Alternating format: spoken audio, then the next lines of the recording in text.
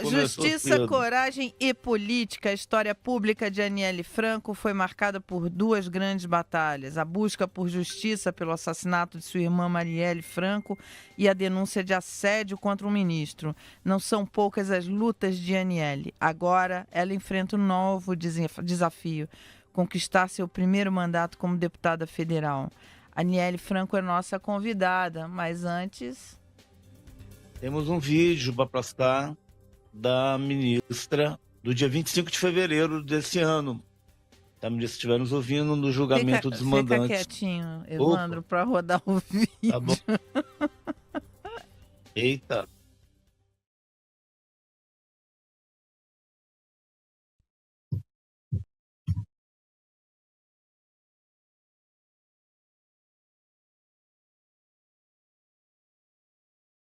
De cabeça erguida, com o caráter que eu tenho da minha família, que isso hoje também é um recado para uma parcela da sociedade que debochou da morte da minha irmã. Uma parcela da sociedade que todo ano eleitoral traz a minha irmã como um elemento descartável, ou trazia a minha irmã também como sendo apenas mais uma, ou como falavam, um mimimi sobre Marielle Franco. E eu quero aqui, hoje, neste dia, numa quarta-feira, que pra gente não é coincidência. A Marielle foi tirada de nós numa quarta-feira e hoje a justiça tá vindo também numa quarta-feira. Diante de todo esse evento que está aqui e diante de uma fala muito marcante, que é a violência política de gênero e raça que existe nesse país e precisa ser parada. Esse vídeo é emocionante, né? Você que está ouvindo a gente pelo rádio, não veja depois, quando você puder, no canal do My News, esse vídeo que é quando ela faz um pronunciamento. Todo o vídeo ele é bonito. A fala dela é muito emocionante, mas a cena do vídeo é emocionante. Ela ali e aquele mundo de fotógrafos e jornalistas em volta é bem bonito. Foi no dia 25 de fevereiro da condenação do Estado de Franco. 25 de fevereiro desse ano. Toda a família. Evandro, eu vou pedir para ali. você sair e voltar, porque você está picotando demais. Tá bom. A ministra já está com a gente? Podemos. Bom dia, ministra. Bom dia, tudo bem? Tiramos você Uma honra estar cedo aqui com você. Nada, eu sou a pessoa que se exercita às 6 da manhã, então é tranquilo. Olha, que 10 para as legal. 6 estava de pé já. Que legal, que legal. Ministra, a gente abriu o programa na rádio com um samba enredo da Mangueira, que homenageou a sua irmã. Sim, E agora quando começou o programa, a gente mostrou aquele seu vídeo, quando você fala, foi em fevereiro aquela sua fala. Essa foi a sua principal luta, quer dizer, os últimos anos da sua vida foram marcados por lutas muito importantes, dores muito importantes para você, pessoais, e sim. lutas que são importantíssimas para toda a sociedade. E agora você quer ir para a Câmara Federal? Olha, acho que nunca nada foi fácil para nossa família, né. Eu não imaginava que as lutas elas só cresceriam, né, com o passar do tempo. Mas sem dúvida nenhuma lutar pelo legado da Mari, pela justiça no crime dela, né, que infelizmente tira a vida dela, tem sido a nossa maior luta desde 2018. E eu fico tentando me lembrar, assim, tipo, infância, adolescência, das conversas com a Marielle, das conversas com a minha mãe, e entender como que a gente chega nesse lugar, assim, preparada para enfrentar certos tipos de situações, que na minha cabeça nunca passou por mim, né? Estar ministra, defender uma irmã que foi assassinada com 5 tiros na cabeça. Você imagina, Marielle me levava para os treinos de vôlei, me levava para a escola, né? Tava comigo segurando a minha mão quando eu pari minha primeira filha. Ninguém imaginaria que ela seria tirada de nós como foi. E aí o vídeo que foi passado aqui no início do programa, amiga, é porque foram 8 anos das pessoas dizendo que a esquerda havia mandado matar a Marielle, né.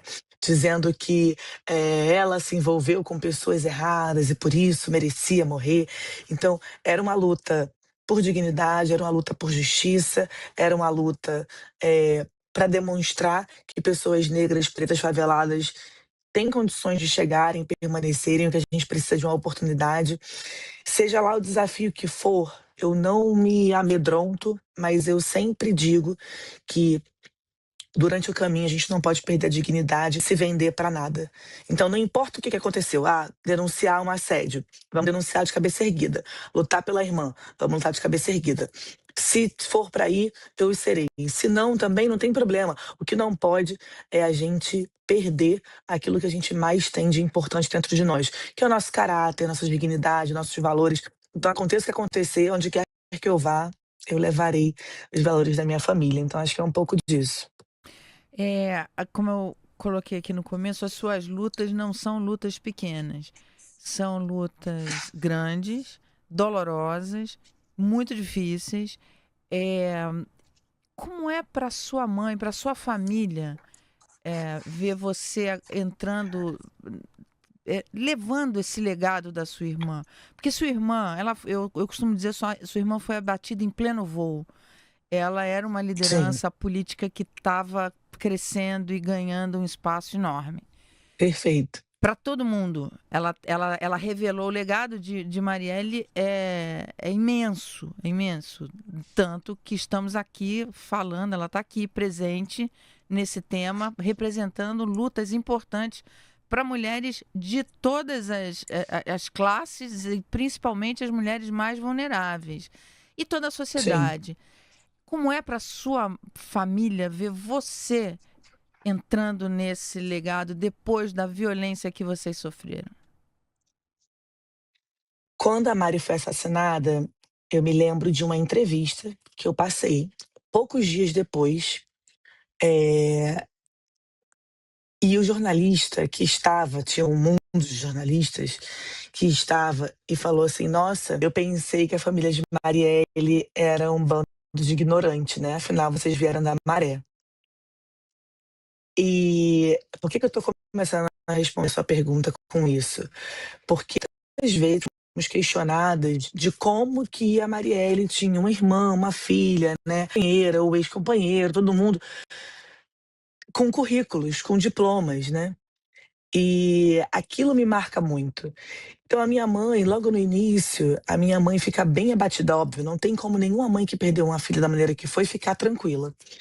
E ela fala pra mim assim: "Olha, agora a gente vai precisar de fato usar toda a força que a gente tem e honrar sua irmã".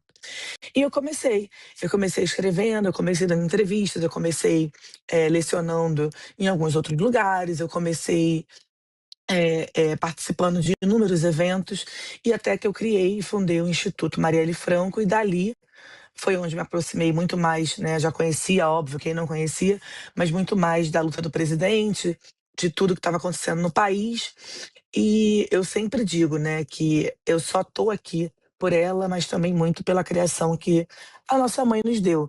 Não tem outra dimensão. Mas quando eu fui chamada para ser ministra, quando ela liga, né, ele também logo em seguida pergunta pela minha mãe, pergunta se tudo bem pela minha mãe, e agora também com esse novo desafio que ele coloca nas minhas mãos, né, de estar candidato a deputada federal pelo Rio de Janeiro. A política do Rio de Janeiro não é para amadores, a gente sabe, né, ele também pergunta e fala com minha mãe, muito nesse lugar de respeito também. E óbvio que se ela fosse a pessoa que dissesse: "Não, não quero que você vá nem continue", eu não iria.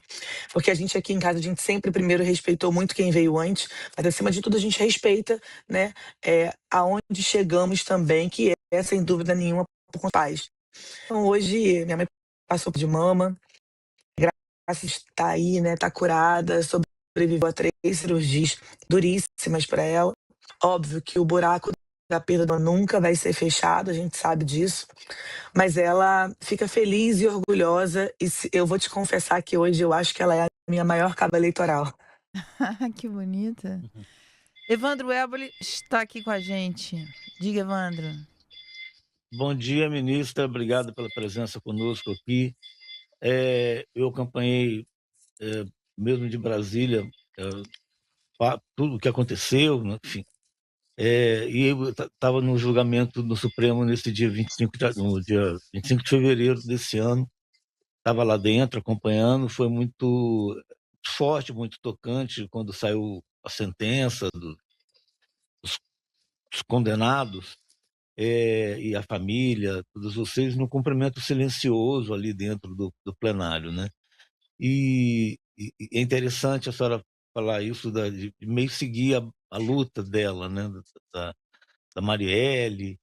E eu pergunto como é que está a campanha em relação.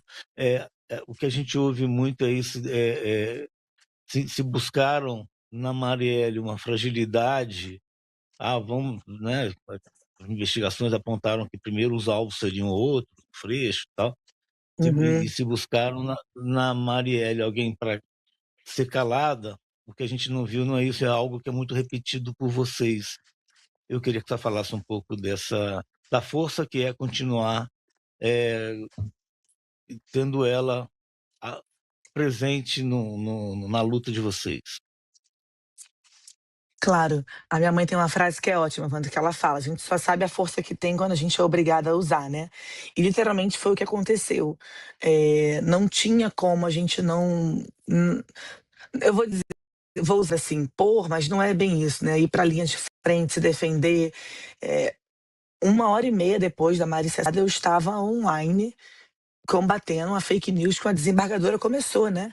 Depois a gente processou e tudo mais. Logo depois ali, um outro deputado federal também direita. Então, a luta começa desde eu estar no momento do crime e vendo a minha irmã toda desconfigurada, infelizmente, eu não desejo super.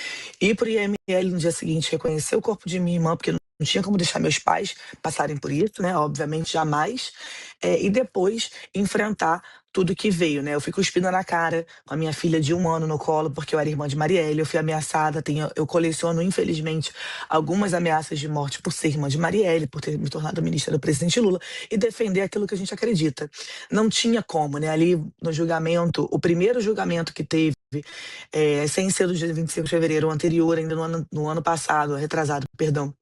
Não, no ano passado isso. Eles falam, né? Foi muito mais fácil, era muito mais fácil assassinar Maria que assassinar um homem branco. Eu acho que essa frase, ela demarca exatamente o que infelizmente a brasileira tem se tornado, o que as mulheres enfrentam, né? Porque a violência política ela tá aí, eu acho que a Mari é o ápice disso, mas a violência política tá ali para que a gente desista, para que a gente não chegue, para que a gente não permaneça, para que a gente não se candidate. E por aí vai. Eu não sei exatamente para onde e como nós iremos caminhar nos próximos anos, né, nessa democracia brasileira. Mas o que eu sei é que a democracia jamais ela seria plena ou será plena sem a resposta do crime da Marielle e sem dúvida nenhuma, enquanto a gente não tiver minimamente ali, né, as pessoas entendendo que quanto mais diverso for, mais igual vai ser. O nosso país ele é diverso, né? E defender a Mari é apenas uma obrigação, mesmo as pessoas que não votavam, né, ou que não compactuavam com as ideologias e ideias da Marielle, a ideologia ela não pode ser maior do que a humanização, né? A gente não pode dizer porque a gente vota em A, em B, as pessoas merecem morrer. Então, para mim, esse é o desafio de levar hoje uma campanha. Eles entendam que para mim tem pautas que são inegociáveis, né? E defender a Maria ou defender o da Marielle, ou projetos que Marielle conseguiu aprovar na Câmara, né? Ou o que a gente fez no Ministério da Igualdade Racial, para mim é primordial. Ministra, você está em campanha no Rio. E como você mesmo falou, o Uhum. Rio não é para amadores. Quer dizer, como é a campanha e essa exposição à violência? O Rio tá passando por problemas seríssimos. Como tem sido sua campanha e qual é a sua principal interlocução?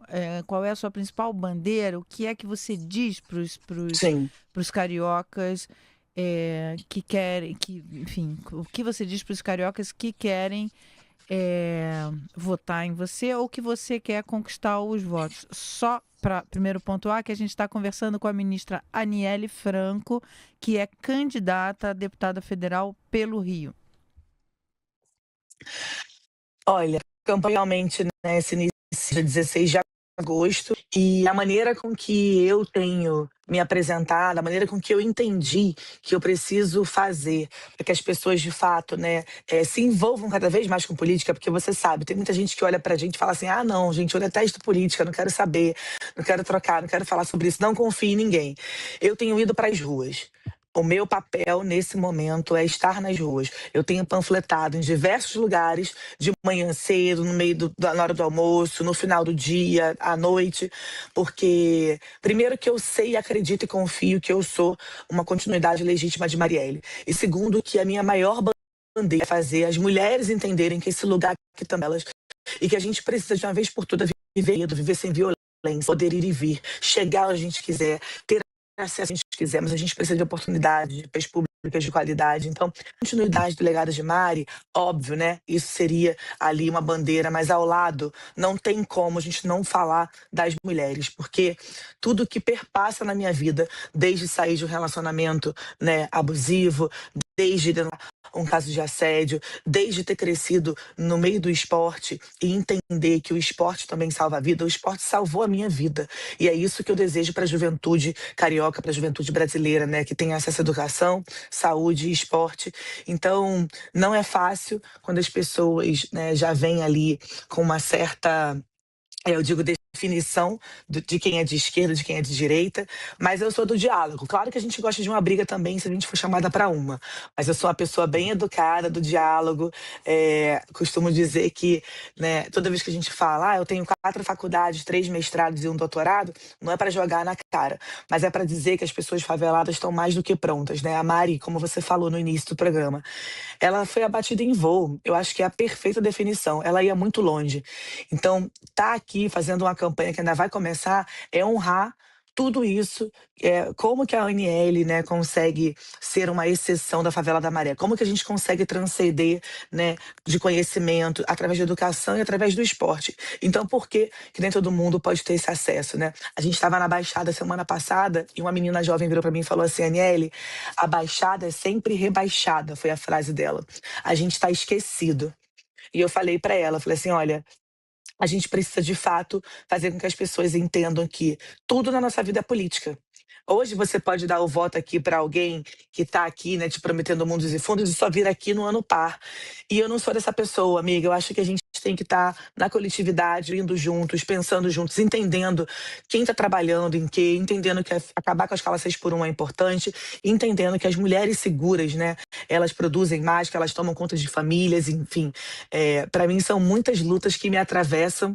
E eu encerro dizendo que tudo isso é porque a gente só pensa e sente onde o pé pisou, né? E vir da favela da Maré, para mim, é o meu maior, enfim, adendo. Ser irmã de Marielle também, mas honrar aquilo que eu acredito, não negociar minhas pautas, são primordiais. Então, a minha campanha está passando por isso. Mulheres, Marielle, direito à favela e território, e pensando muito como que a gente, de fato, consegue ver mais seguro no janeiro. Essa questão do territórios ocupados no Rio é muito relevante para o Brasil inteiro. Olha, o Juliano Limoeiro diz: bom dia, pessoal, excelente nome da ministra para combater o extremismo no Congresso. Parabéns e boa sorte, ministra. O Vitor Muito obrigada, diz: Juliano. quero parabenizar a ministra e desejar sucesso na nova empreitada. Vejo o quanto a diversidade tem sido importante nesta mudança política. Hoje não cabe o cruel óbvio, a fala diversa é imprescindível. E o Flávio diz: uma heroína, ser morta por defender a justiça e os seus valores é sinal de muita coragem. Ele pergunta, Mara pergunta para ela o que ela acha do tema da desfavelização. Ótima pergunta, Flávio. É isso. A gente tem falado sobre o direito a território, né? A Mari falava sobre isso, a gente falou sobre isso no Ministério. É uma excelente pergunta, porque o que acontece, né? As pessoas mais vulneráveis do nosso país, infelizmente, são sempre colocadas às margens, né? Ah, aqui não tem, então faz um puxadinho. Ou não, aqui tem que ter uma especulação imobiliária, vai lá e vai as pessoas. Vamos dizer, a gente está aqui pertinho da primeira favela do Rio de Janeiro, Providência. A Providência, ela é criada, como é que ela é tornada, forjada, né?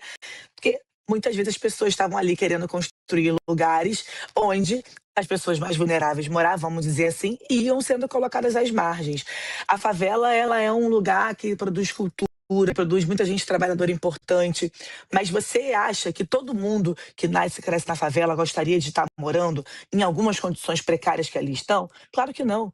Então, esse cuidado com o território, do ter acesso, o que não dá de verdade é a gente pensar ou romantizar as pessoas que, por exemplo, constroem suas casas, né, no pé do morro, que muitas vezes, como foi agora, nessa ventania que passamos semana passada, né? Foram ali pessoas que tiveram seus tetos arrancados, suas casas desabadas. Então, isso que não dá. Políticas públicas, você não tem como pensar desfavelizar se você não tiver política pública de território. Onde você pessoas? Se a gente vê que toda a maior favela do Brasil está aqui hoje no Rio de Janeiro, como que você desfaveliza a Rocinha, né? Primeiro que as pessoas talvez nem queiram que isso aconteça. E segundo, porque a gente precisa de espaço, política pública e qualidade de vida, né? Eu nasci e cresci na favela da Maré Orgulho, no Conjunto Esperança, e eu tenho muitas memórias boas daquele lugar, mas eu também tenho muitas memórias tristes, né? Muitas vezes a gente pulava vários corpos mortos para ir para a escola, ou para ir para o estágio, para ir, enfim, para o voo, etc. E eu nunca romantizei aquilo. Nunca na minha vida eu vou romantizar o que acontece de violência nos espaços. Mas foi ali também muito da mulher que eu hoje, independente das minhas criações, independente dos meus diplomas, né, tanto daqui quanto de fora, eu acho que o olhar que precisa ter é um olhar de cuidado. Enquanto a gente não pensar que ali existem pessoas honestas e trabalhadoras para colocar no centro de uma discussão de segurança pública, de direito a saneamento básico, de direito à saúde, educação, esporte, esse país não vai para frente. Evandro. Ministra, já estou algumas décadas aqui em Brasília e cobrindo muito especialmente o Congresso Nacional. Eu acho que a senhora imagina o Congresso Nacional que a senhora vai pegar se a senhora for eleita. Sem dúvidas. Os extremistas que tem, o extremismo que está lá. Eu tenho dito, ministra, que nunca a distância entre um bom político e um mau político foi tão grande. O extremismo trouxe isso, trouxe intolerância, trouxe deputados batendo na mesa e gritando com mulheres, cenas que a gente não via com frequência dentro de um Congresso Nacional, se via, hoje se vê muito mais, e comum, a memória da Marielle sempre ali, a gente ouvia e deputados da extrema-direita, chega de Marielle, a gente ouvia muito esse tipo de coisa ali. Mas a minha pergunta é sobre a questão, a gente está vivendo um momento meio de espasmos, de declarações, de questionamento das mulheres, do voto das mulheres. A senhora imagina, a senhora deve ter acompanhado isso. Imagina eleita, né? Você não pode votar, imagina ser eleita. Vamos voltar essa discussão de mais de 100 anos atrás. Aí eu pergunto que expectativa que a senhora tem, ou como que a senhora já deve ter feito esse tipo de enfrentamento, mas agora num congresso a senhora sabe que vai ser mais uma luta, como disse a Mara, as lutas da senhora, mais uma luta. Como é que a senhora se prepara para esse novo cenário? Vou dividir minha resposta em duas fases. O primeiro a gente sabe que para que as pessoas respeitem e nos olhem, né, de uma maneira como, não, essas mulheres que chegam ao Congresso, elas são capazes de estarem ali, a gente precisa ter a nossa estratégia também de enfrentamento, né? A gente não pode chegar ali só no dedo na cara. Não vou dizer que não farei. Até gritar comigo, bater na mesa, vai tomar de volta. Mas eu quero deixar muito claro aqui também, Evandro, porque a gente, muito escurecido, como a gente costuma brincar, né, a galera dos movimentos negros, de dizer que nós enfrentamos isso. Eu enfrentei muito isso também à frente do Ministério, né? Eu me lembro no dia que nós fomos defender as cotas raciais, teve um deputado da extrema-direita aqui do Rio de Janeiro que virou para mim e falou assim: eu nunca entendi por que você é de preto, você é até bonitinha. Essa foi a fala de um deputado de direita para mim, assim, em pleno púlpito, né, falando por que a gente defendia as cotas raciais. A gente sabe sim, a gente sabe gritar também, a gente sabe também botar o dedo na cara se for o caso, né? Já teve gente ali que passava por mim falando, ai, vontade de cuspir em você quando passo por você, ou xingando a minha irmã. E aí também é dizer que a gente não vai abaixar a cabeça, não. A gente está mais do que pronta para chegar, para enfrentar, mas para colocar também esses caras nos lugares deles, né? Não só eles, porque infelizmente tem mulheres também que são eleitas que não cuidam e não lutam pelos direitos das mulheres. Não é qualquer mulher que a gente quer ver no Congresso, né? Mas o que a gente quer dizer é que a gente precisa, sem dúvida nenhuma, de um Congresso que enfrente de cabeça erguida, mas também ao mesmo tempo que lute pelo povo. O que não dá é para ter uma pessoa condenada, eleita do jeito que foi, por ter arquitetado um crime de uma vereadora do Rio de Janeiro. Isso que não dá. A gente tem que ter pessoas ali que olhem por quem mais precisa, que lutem por quem mais precisa, mas que enfrentem também. Então, eu disse isso, né, para o deputado de Gerais que veio querer falar graça para mim, e eu olhei para ele e falei assim, olha, a minha briga com você não é aqui. Me espera que se Deus quiser eu voltar, eu estaria aqui brigando com você de igual para igual. Não xinga minha irmã porque você nunca conheceu, e lave a boca para falar de Marielle Franco. Agora, eu estando lá, eu espero muito, né, que isso não seja só o nosso cotidiano, mas se tiver que ser, a gente está preparada também. Ainda bem que sou atleta desde cedo, sempre gostei de bater na bola para aliviar, mas também cuidar do emocional e da saúde mental que a gente precisa, né? Quantas e quantas pessoas não têm me parado na rua falando sobre isso, assim. Então a gente precisa desse cuidado, mas ao mesmo tempo a gente precisa de enfrentamento, porque racista, fascista, né, homofóbico, misógino, a gente tem que colocar no lugar deles. Ministra, tem uma pergunta aqui, grosseira, mas que eu acho que é algo que você vai encarar. Algumas pessoas vão colocar isso na sua campanha. O Pedro Leite, ele fala assim, é bem grosseiro a forma como ele coloca. Ele diz assim, usa morto para subir na vida.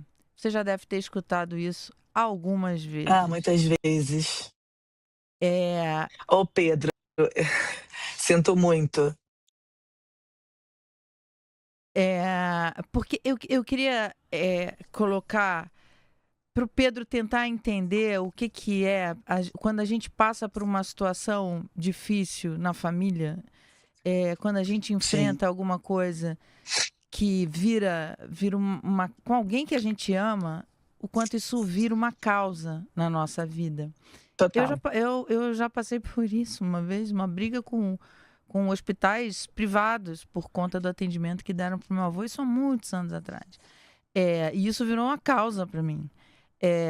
E outras pessoas, inclusive você, Pedro, se você parar para pensar quantas causas você pegou por problemas que pessoas que você ama passaram. Como é que é isso? Você já fazia política antes? Como é que você encara isso? Como é que você entrou para pegar o legado da sua irmã? Primeiro, quando eu falo, né, Pedro, sinto muito, é porque o pior de tudo é a pessoa não ter empatia com alguém que perdeu um familiar, né? Até me assusta e me espanta ele estar aqui assistindo o programa de vocês. Mas entendo, né? De grosseria e ignorância a gente tá cheio. E a gente precisa combater com diálogo. Não é a primeira vez que eu escuto isso, talvez também não seja a última, para dizer que se você perde uma pessoa da maneira que nós perdemos Marielle, cruza os braços, você também já estaria morto junto com ela, né? É melhor desistir de lutar pelos seus ideais, pela missão que move a sua vida, já estaria morto. O nosso corpo ele é crítico. Eu sou cria da favela da Maré, assim como minha irmã era. A gente já enfrentou muitas coisas e só de estarmos vivos e vivas já era um enfrentamento político, porque quantos favelados jovens não se foram no meio do caminho, né?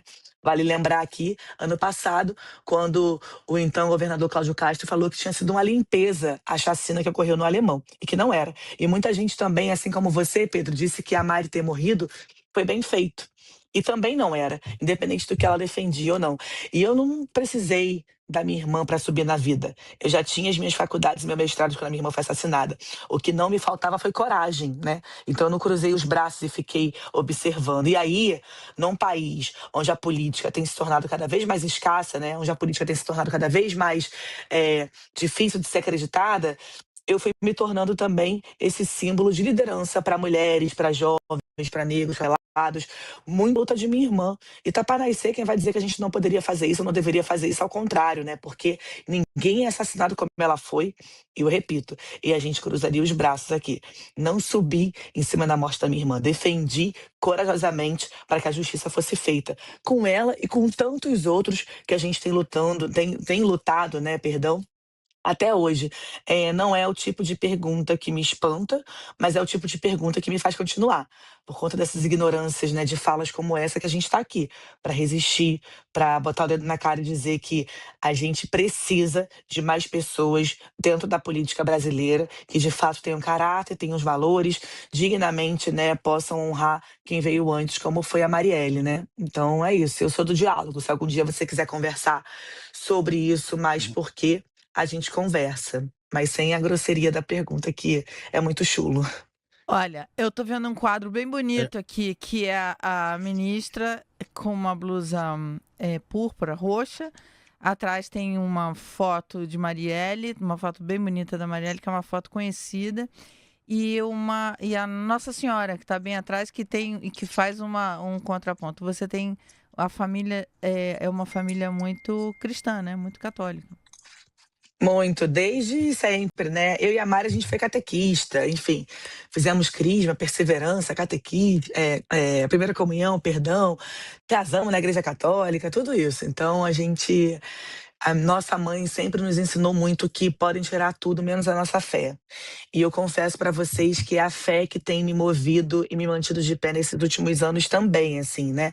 Não me espanta o resultado dessas eleições, não me espanta o próximo passo, não me espanta o que vai acontecer, porque quando a gente tem fé e boa intenção, né, e tem ali seus valores bem desenhados, o que tiver que ser, vai ser. E aí é por isso que a gente luta tanto, né, pelo nome da Marielle, pelo legado da Marielle, mas acima de tudo também é um lugar mais seguro para todo mundo, né? Por um lugar mais digno. Então, sem fé, a gente não chega a lugar nenhum. Pode tirar tudo, menos o meu sorriso e a minha fé. Evandro, tem uma ministra, última é, pergunta. uma última pergunta. Uma Claro. das lutas que a senhora enfrentou foi como ministra, um caso de assédio, que se tornou Uhum. público, não deve ter sido fácil para a senhora. A gente viu as entrevistas, tudo que aconteceu, a maneira como se deu, a perplexidade que causou em todo mundo, mas a senhora enfrentou e foi preciso enfrentá-la. Eu pergunto primeiro se a senhora se sente à vontade de comentar e o que ficou Claro. dessa história, a importância e o resultado que teve para as pessoas, para encorajar principalmente mulheres que vivem isso em espaço de poder. Não, sem dúvida nenhuma, vou sempre comentar e sempre defender que toda e qualquer mulher denuncie, né? Você imagina se a Aniele, estando ministra, passou por uma situação esdrúxula daquela, você imagina que as mulheres do dia a dia não passam. E foi exatamente isso que eu ouvi de muitas mulheres nas minhas redes sociais, nas ruas, nos aviões que eu pegava, enfim, nos aeroportos da vida, falando: não desejo isso pra ninguém. E te confesso, Evandro, que é isso, por a gente sempre estar muito acostumada ali a defender, né, a aluna, defender a irmã, defender as filhas, a sobrinha. Quando aconteceu comigo, ainda assim, eu não estava preparada para naquela hora ali, no imediato, ter uma reação. Tanto que não tive, né? A minha reação veio depois. E é por isso importante quando a gente fala das mulheres terem o direito de irem e virem seguras.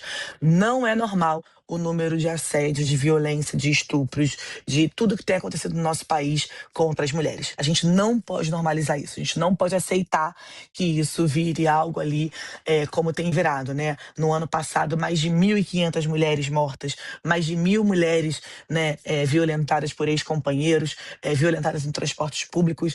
Enfim, não é normal. É por isso que a gente precisa de mulheres que de fato lutem pelos nossos direitos, mas ao mesmo tempo fazer com que a sociedade entenda que isso só vai parar quando todo mundo de verdade se unir na educação, né, se unir em políticas públicas para que as mulheres não passem mais por isso. De novo, assim, não desejo isso para ninguém, mas enfrentei com coragem e vou seguir enfrentando até o final. Ministra, muito obrigada. Parabéns pela sua trajetória, por sua campanha. Boa sorte aí na campanha.